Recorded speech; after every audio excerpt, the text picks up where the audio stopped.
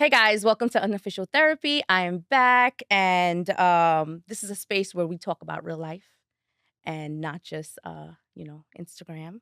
We talk about real feelings. I'm here with one of my friends, Punch. Hey, Punch, hi. what's up? Um, Welcome to Unofficial Therapy. You helped me manifest this.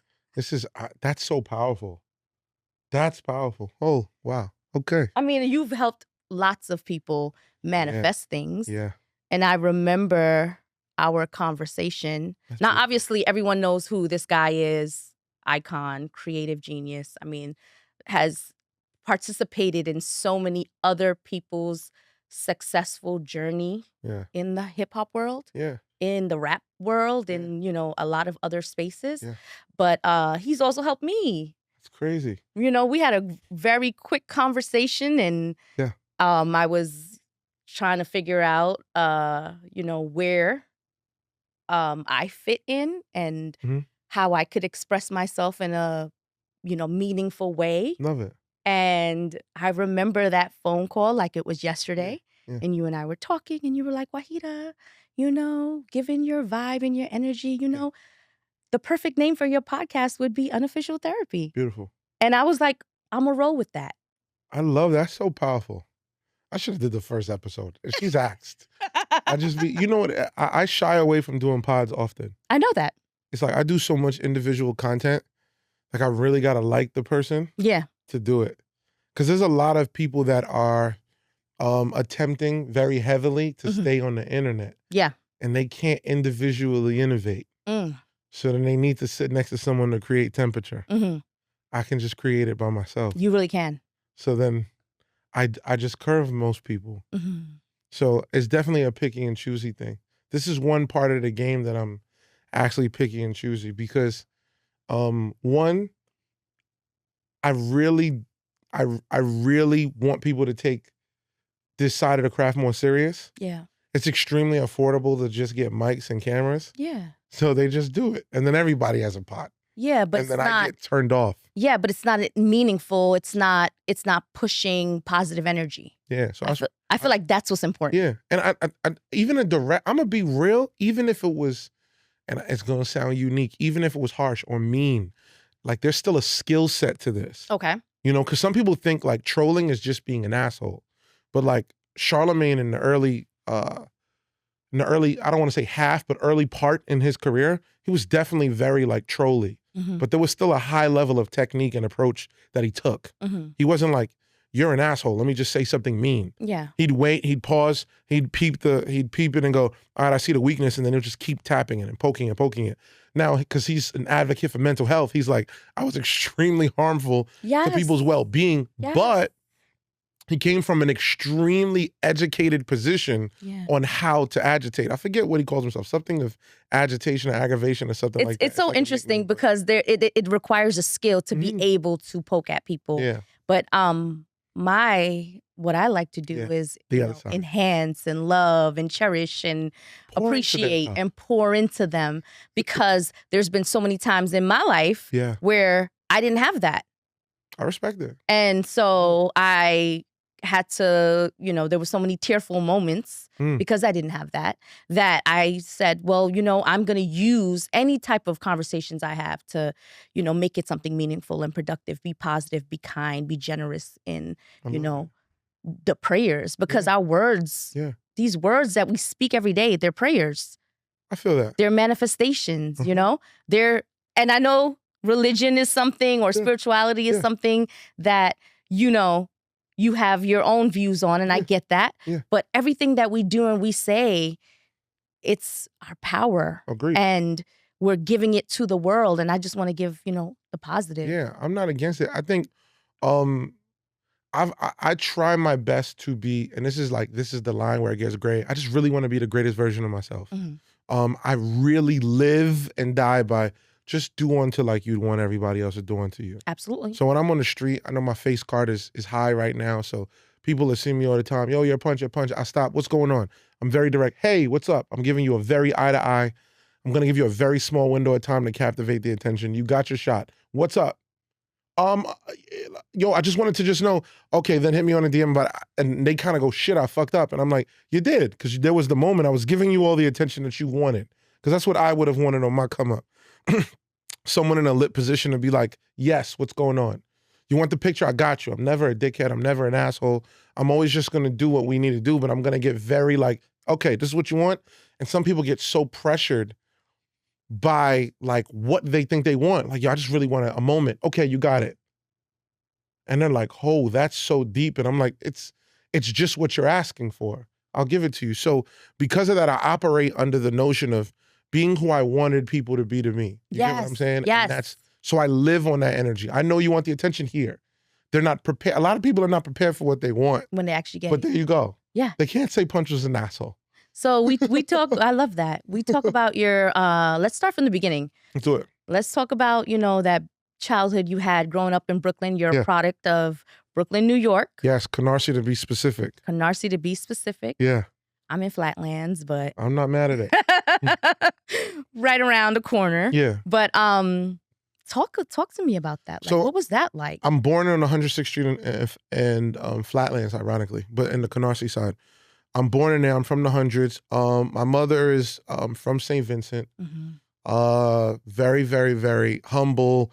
Very like, she'd probably get mad. I say it's like nervous. Aww. Like almost like, hey, watch it. Don't go outside. Them boys, they fighting. They shooting. They doing this. Yeah, be careful. Safety was very nervous. You know, I think that came from my family didn't have a lot of men in it.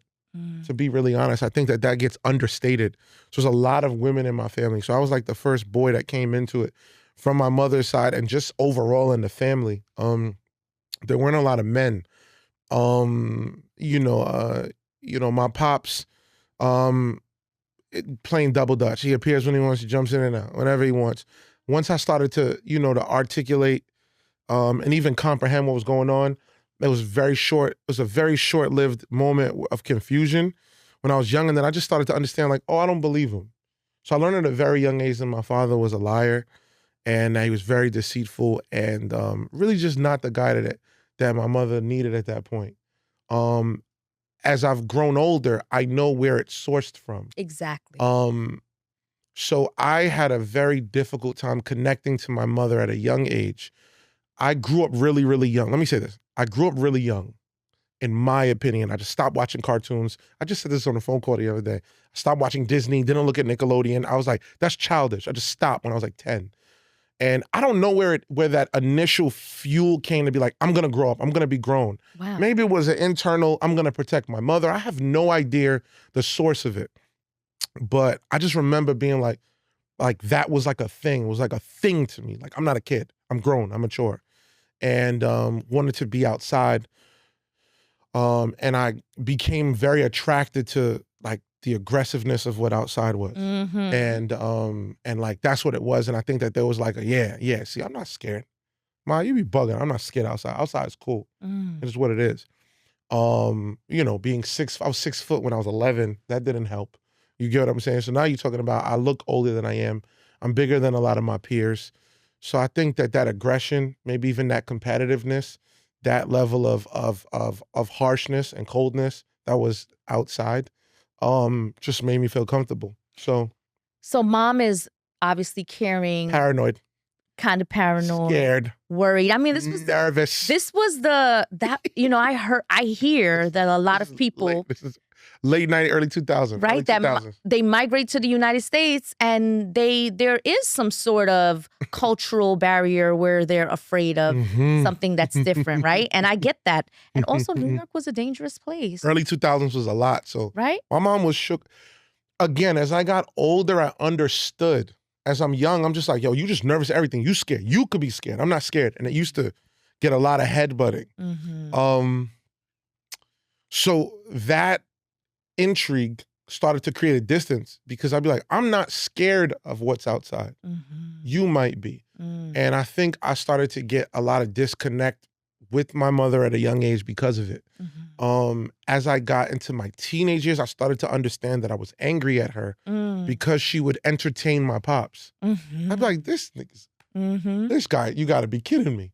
You get what I'm saying? So he'd pop in, and then I got really big in basketball. So I got big. I was ranked and all of that. Played AAU, which I don't know what they call it now because they be making new stuff up. But I was on the teams that traveled That's around the beautiful. country. I was lit. Yeah. Yeah, I was a big basketball Big player. deal. So played ball. Doing that, I played with Gauchos. I had played, which is like a really really big org for a while. That's uptown in the Bronx. Then I played in Brooklyn. I played with everybody for, you kind of switch teams and all that when you're young. So because of that, and I say that acutely, where it's like, you put that, I'm now probably, by the time I go to high school, I'm 6'4", I'm probably like 6'3", 6'4", walking into high school. By this point, at a very, very young age, because I know the style of pod that we on, we really kind of get a little deep. Mm-hmm. At that age, I'm already with women already. Yeah, well, girls, you get what I'm saying at that point. Mm-hmm. So I'm already active. So that accelerated me being like, I'm a grown man already. You get what I'm saying? I'm outside into that environment, and I'm playing ball, and I'm outshining my peers. So I'm a big deal on the court. I'm a big deal here. So all of these things blend to be like, I'm not listening to a lot of the guidance that's coming in because I'm like, man, I'm That's interesting. So mom, yeah, playing it safe, wanting to keep it insulated. wanting to keep you inside. Yeah. We know you like to be outside. Yeah, at that point, yeah. And it accelerated everything for me. But was there anything that you learned from her? No, I mean, obviously you learned a lot. In childhood, very minimal. Yeah. As an adult, I missed all of the lessons. As an adult, I recognized I missed all the lessons. I was not taking it in at all. What was the lesson you felt? I mean, just to be poised and to be patient. And that outside is a lot more dangerous than whatever, I was extremely ignorant to something being able to happen. I was like, man, I'm good. That level of boldness and fearlessness is just stupid. Like, it's like this, like, there's so much stuff where reckless. It's extremely ignorant to just reality and what can happen. I'm going to neighborhoods. I'm chasing girls. I'm going in their house. I'm in high school going in girls' houses. They dad, can their brother, the people on their block. I was so, as I got older, one time there was a point, like, I just remember being like, I used to have a girl in Brownsville, had a girl in Coney Island, and my young ages, I'm talking about 9th grade. I'm coming home from school early. I'm going in there, and literally, we're in full action. You get what I'm saying? I'm very interesting. I'm like, well, you curse on this? No, kind of, yes, no. You get what I'm saying? We can bleep it out. So I'm cool, we can bleep it out. But I'm with their little sister or daughter. I'm a young kid then, but I'm in the house like, yeah, I'm good. Yeah. But you can't, like, a father would have came in, you're fucking my daughter. Like, whoa. This is great. I was wilding on every level. I'm going to girls' houses. I'm bringing girls over. My mom had to work late hours. My mom's coming 7:30. She's routine clockwork. She's never leaving early. I know your body. Oh, really? Well, get this girl in and get this girl out. So it was so much that I was exposed to from that. Now, the greatest part about it was, even while having all of the freedoms and recklessly moving, there's no kids. I wasn't wild. I still was very controlled. Very responsible. I was very recklessly responsible. Yeah, recklessly responsible. That's a great word. I mean, to be real, I was really responsible. I just was having sex and going outside. Yeah. To be real, like, I wasn't into drugs, didn't smoke. I've actually never smoked a day in my life. Interesting. I've never smoked hookah. Not cigarette, not a cigar, not weed. I've never even taken a pull in my entire life. No drug use. I've been in 8,000 studio sessions. So the weed has been in me by default. But I have never smoked a day in my life. I've never taken a pill, a Molly, a X, or nothing. I've never had a drug in my life. That's very interesting because I feel like you were exposed to all of it. And just didn't. And you didn't do any of it. Yeah, nothing. But that's because you followed your inner core. It didn't really, I'm not a follower. Yeah. I'm definitely like let's follow my lead. Yeah. But it just never seemed sexy to me. There was nothing like weed. Yeah, let me get mad, sleepy, and slow. I never understood it. And then as I got old, it was kind of like the cool thing. You never smoked? What? No. I loved being able to say I never did certain things. It's actually some people are driven by it. Beautiful. Like, some people are driven. Me, it just became like a thing. And then now I just have no desire for it. Yeah. I have absolutely no desire for it. So you're outside, you're in Brooklyn, now your friends become like family. Yeah, I 100% I created my family. My family, they weren't a fan of me when I was young. I kind of got blocked out of my family at a young age. And I got into something. I did some reckless shit, and they were not fans of me. And then a lot of my family just didn't rock with me growing up. Caribbeans, super strict. Oh, you think you're a badass? Okay. And then basketball, I ended up getting hurt. Basketball didn't really work as much, like, to grow past it. You know, I was lit. Ended up getting hurt. I shattered my wrist. And then it just felt like it was in. I'm like, I'm gonna work out. I'm gonna lift weights. I'm gonna still go D1. I'm gonna still do this. You know what I mean? I'm gonna show them. And what happened was I got back healthy. Everything was all cool. And then 3 weeks after getting totally healed with my wrist, I then dislocated my knee. Oh And my I was like, goodness. okay, all right, God, I'm not gonna play Yeah, basketball. no more basketball. Okay, you win. You get me? So that's how it kind of felt. Mhm. That's how it felt. So by that point, I was already like writing raps, battling at basketball games, things like that. So I was already starting to get good at rap and battling. That's the competitiveness and wanting to be the best at it. So I have a high competitive drive. High. So at that point, you're talking about I'm 19, 20 years old. I'm battling every day, anywhere that I want to go. Mixtapes are a big thing. Freestyles are a big thing. I'm just really, really, at that point, extremely competitive. Women, I'm competitive. I'm pursuing the most popular girl. I'm chasing it. I'm there. I want to be the most popular guy in the room. Like, I was very driven by that. So these things where people are like, oh, I just let it happen. I don't let nothing happen. Mm. I'm pursuing it. I'm not like in grace. It's all in God's plan. I don't understand that level of faith. I commend it. Like, I'm pursuing You're working for every heavily. single thing Yeah, that you want. I haven't gotten that level of faith to just be like, God got me. I don't understand it. Mm. Yeah. So I don't get it.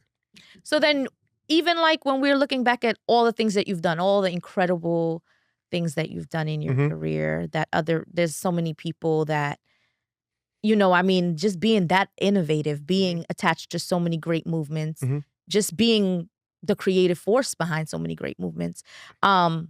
You don't think none of that is God? You don't think none of that is spirituality? You don't think none of that is by chance? You feel not even by chance, but like with the blessing of something else other than yourself? So it's unique, right? I do believe that God, so this is where I think it gets great for me. A lot of people who have the highest faith believe that it's all in God's plan. Mhm. I'm not a believer of that. Okay. I do believe that God is there, but I do believe that God rewards those who are working hard. Because a lot of people that tell me that, Yeah. they'll then say conflicting advice. Okay. Like, God rewards who works hard. Well, if it's in his plan, Then why do I have to then work what am I hard? working hard for? And then they'd be like, that's a part of it. No, it's you guys, is it in the individual's choice or is it in the choice of God? I believe differently. I believe it's in the individual's choice. I believe that God is a power that is observing, and when you are pure and he can hear it and feel your heart, then he'll assist at moments in a very high-powered, observing manner to be like, you're being a good person and you're going to get these blessings. So I do believe it's all in my chance. I do believe that people can do terrible shit and just end up in whatever version of hell that our mind can conceptualize. Yeah. Yeah. And I do believe that in the version of heaven that our mind can conceptualize, that that's an earned space to be in. And I just believe in that. So I'm not lining anybody to get robbed. I'm not lining anybody to get killed. I'm not lining any woman to get raped. I'm not lining anybody. I'm not doing, even if I'm not, I don't even want that energy. I'm not going out of my way to be dark ever. Mhm. And I believe that that's the way to go. So I believe a lot of my blessings come because my energy, I know that, like I used to say, like I believe in karma a lot. And then they're like, oh, that has a lot to do with like Indian spirituality Mhm. and Buddhist and Hindu to an extent of that energy that's given. And I'm like, well, I just conceptualized it really, really well from a young age to be Yeah. like, that energy that you put out will come back. Will come back I to you. believe, Yes. I believe a lot more, not in anything else other than that, but in that our God is truly observing what energy you're putting out. Mhm. If you're going to help somebody, did you really want to help them, or were you being manipulative? You get what I'm saying? Like, did you Exactly. mean Is it from the your best? heart? Is it from your core? And that's how I really operate. And the Bible doesn't read that clearly, and nor teaching that I have. So this is my individual scope.